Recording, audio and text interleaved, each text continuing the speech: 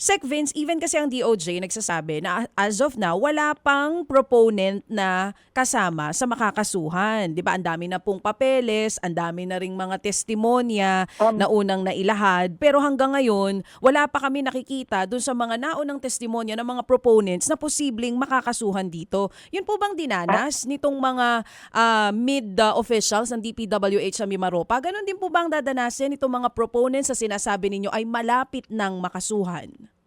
Ang tingin ko po, ganun nga po ang mangyayari. Dahil, kasi po, pag sinasabi nating proponent, hindi ba po, ang tinutumbok dyan ay mga legislator. Mm-mm. At marami na pong mga final na kaso at refer against mga legislator. Kasama na rin po yung ating mga refer nitong nakaraang 2 linggo. Mm-mm. Nakasama si former Speaker Martin Romualdez, again, si former Congressman Zaldico, nakasama na rin po sa mga walong kongresista na refer na rin po natin na 5 po ang potential charges, no? Na ating rekomenda. Plunder, anti-graft, bribery, conflict of interest at iba pa pong mga charges. So yun po, tingin ko po, yung proponent po na sinasabi nila, kasama po yung mga kongresistang yon sa tinutukoy. Opo. Okay, sige. So, well, anyway, wala ho naman din po nung magagawa ang bayan kung hindi po maghintay sa development and eventually nga po yung binabanggit po ninyo na meron na hong mga proponents mismo na makakasuhan at yun, ito ho ba, who will decide kung ilalabas ang mugshot niya o hindi? Sino ho? Sorry po, papaulit po.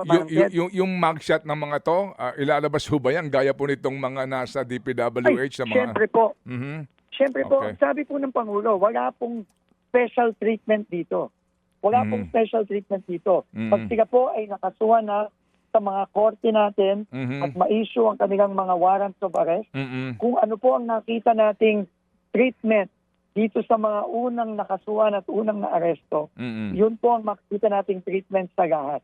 Mga kapatid, brothers and sisters, saan ka pa? Dito na tayo sa totoo. Dito na tayo sa True FM. Mga kapatid, mag-subscribe and follow po kayo sa social media accounts ng True Network PH. Yan po kami, hanapin nyo lang True Network PH, Facebook, Instagram, YouTube, TikTok, and podcast.